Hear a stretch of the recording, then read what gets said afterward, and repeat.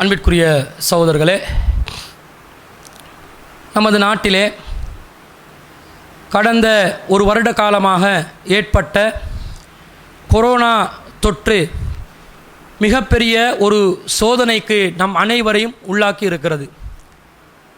பொருளாதார இழப்புகள், வேலை வாய்ப்புகளுக்கான அந்த குறுக்கீடுகள், இன்னும் பல கஷ்ட நஷ்டங்கள், நோய் நொம்பலங்கள் அனைத்தையும் இந்த கொரோனா தொற்றினூடாக நாம் சோதனையாக முகம் கொடுத்து வருகிறோம்.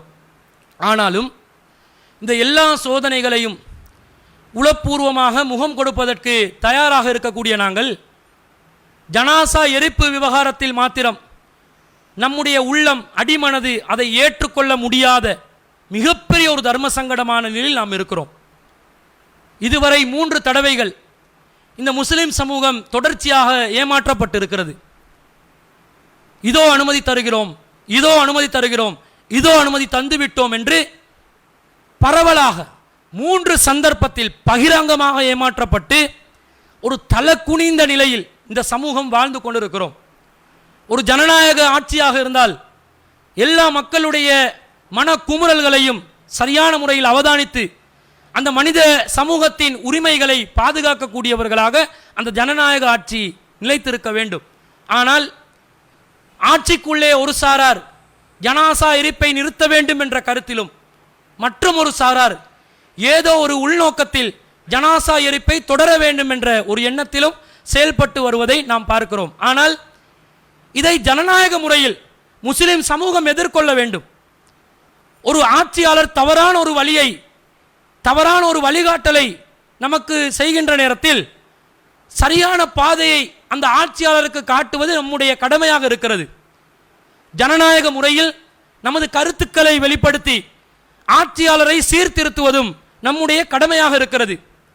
உதாரணமாக சொல்வதாக இருந்தால், கடந்த சில நாட்களுக்கு முன்பதாக அரசியல் பழிவாங்கல் ஜனாதிபதி ஆணைக்குழு மற்றும் ஈஸ்டர் தாக்குதல் ஜனாதிபதி ஆணைக்குழு போன்றவைகளால் சில பரிந்துரைகள் முன்வைக்கப்பட்டு அது ஜனாதிபதியிடம் கொடுக்கப்பட்டிருக்கிறது.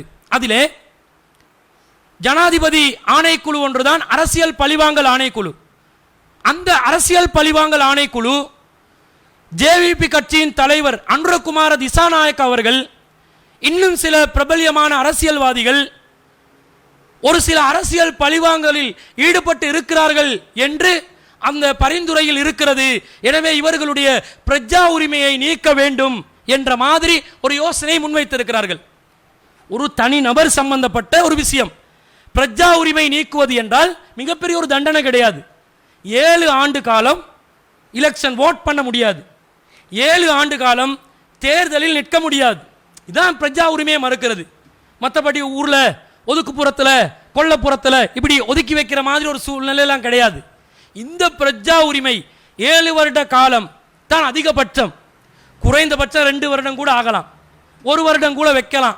இந்த மாதிரி இருக்கக்கூடிய இந்த பிரஜா உரிமை நீக்கின இந்த பரிந்துரைக்கு எதிராக ஜேவிபி என்ன செய்யறாங்க? பெரும் திரளாக மக்களை திரட்டுறாங்க. ஜும்மா நடத்துறதுக்கு 50 பேர்ன்றதுல ஸ்ட்ரிக்டா இருப்பாங்க. கல்யாணம் கருமாதி என்றா 150 கொடுப்பாங்க. அதே அரசியல் கட்சியா இருந்தா ஆயிரக்கணக்கான மக்கள் வந்தாலும் 1 மீட்டர் டிஸ்டன்ஸ் அண்டுவான். நம்ம நாட்டில் உள்ள நிலைமை, பல ஆயிரக்கணக்கான மக்கள் குழுமி நீ எப்படி பிரஜா உரிமை, ஒரு தனிப்பட்ட அனுரகுமார திசாநாயக்கவுடைய பிரஜா உரிமையை நீக்கியதற்காக ஆயிரக்கணக்கான மக்கள் திரளுகிறார்கள் என்று சொன்னால், ஜனாசாவை பச்சையா எரிக்கிறான், சில ஜனாசாக்களை அட்ரஸ் இல்லாம ஆக்குறான். என்ன நடக்குதுன்றே தெரியா, கொரோனாக்கு முன் மரணமா கொரோனாவுக்கு பின் மரணமா என்றே தெரியாது. இந்த நிலையில் ஜனாசா எரிப்பை நிறுத்துங்கள் என்று உள்நாட்டிலேயும் சர்வதேச ரீதியாகவும் அறிஞர்கள், சர்வதேச அமைப்புகள் அனைத்தும் பரிந்துரைக்கப்பட்ட நிலையில் நான் என்ன கேட்கிறேன் தெரியுமா? நம் அரசியல் தலைவர்களுக்கு ஏன் அணிதிரள முடியாமல் இருக்கிறது? ஏன் ஒரு கோர்வையில் ஒரே கொடியின் கீழ் இணைந்து இந்த போராட்டத்தில் கைகோர்த்து கொண்டு மிக பலமான ஒரு ஜனநாயக போராட்டமாக இதை மாற்றுவதற்கு முடியாமல் இருக்கிறது?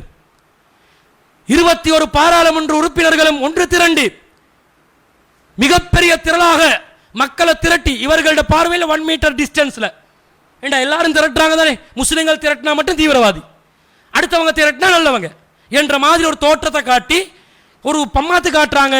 முஸ்லிம் பாராளுமன்ற உறுப்பினர்கள் அனைவரும் அனைத்து கட்சி வேறுபாடு இல்லாமல் ஒட்டுமொத்த முஸ்லிம்களும் அணிதிரளுங்கள் என்று ஒரு அறிவிப்பு போட்டு இதுக்கு முடிவு கட்டும் வரைக்கும் நாம் நகர மாட்டோம் என்று ஒரு தொடர் போராட்டத்தை அறிவித்தால் இந்த அரசாங்கத்தை இந்த விவகாரத்தில் உங்களுடைய தனிப்பட்ட லாபங்களுக்காக செய்யக்கூடிய இந்த அநியாயத்தை உடனடியாக நிறுத்தலாம். முஸ்லிம் அரசியல் தலைவர்கள் இல்லை, ஆனா கிடைக்க போகுது என்ற மாதிரி வரும்போது உடனே ஒரு 4-5 பேர் குமிவாங்க. நமது அரசியல் வியூகத்தை பார்த்தீர்களா? நமது அரசியல் டியூஷனை பார்த்தீர்களா? வார்த்தைகள் விளையாட்டு. நமது தூர நோக்கத்தை பார்த்தீர்களா? நமது சித்தாந்தத்தை பார்த்தீர்களா? 20க்கு ஏன் ஆதரவளித்தோம் என்று பார்த்தீர்களா? பழம் கீழே விழ இருக்கும், காகம் நின்றுச்சு வைங்க, பழத்துக்கு மேல விழுந்துடும். உடனே காகம் என்ன சொல்லுங்க, பார்த்தீங்களா நான் பழத்தை பழுக்க வச்சு கீழே விழுத்தினேன்னு பார்த்தீங்களா, அவ்வளோ திறமை எனக்குண்டு காகம் கத்துற மாதிரி எல்லாரும் கத்திட்டு கிடக்குறீங்களே. அணிதிரளுங்கள்.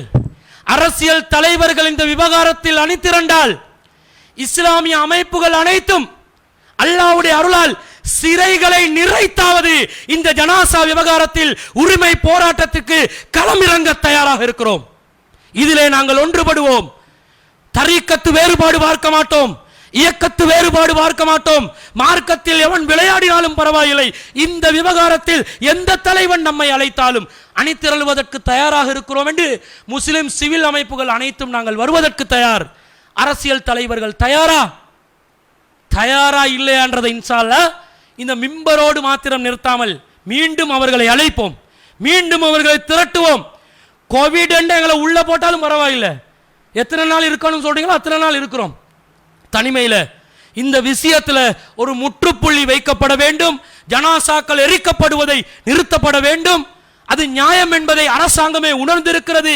ஒருத்தன் 2 பேர் இனவாத கருத்துக்காக, ஒரு சில அமைப்புகளுடைய இனவாத கருத்துக்களுக்காக இதை நீங்கள் தடுக்க முடியாது, எரிப்பதை நிறுத்துவதை தடுக்க முடியாது என்பதை கூறிக்கொள்கிறோம். இன்ஷா அல்லாஹ் அரசியல் தலைவர்களையும் ஆன்மீக தலைவரையும் அணிதிரட்டும் அந்த பணியை இன்ஷா அல்லாஹ் சிலோன் தௌஹீத் ஜமாத் சார்பாக நாம் துவங்குவதற்கு தயாராக இருக்கிறோம் என்பதை கூறிக்கொண்டு, ஜால்ராடுக்கும் அரசியல்வாதிகள் இதற்கு நீங்கள் வர விரும்பாவிட்டால் மறுமையில் அல்லாஹ்விடத்தில் உங்களுக்கு அதற்கான தண்டனை கிடைக்கும் என்ற லானத்தை இந்த சபையிலே நாம் விடுவோம் என்பதையும் கூறிக்கொண்டு விடைபெறுகிறேன். வாஹிரு தவானா அல்ஹம்துலில்லாஹ்.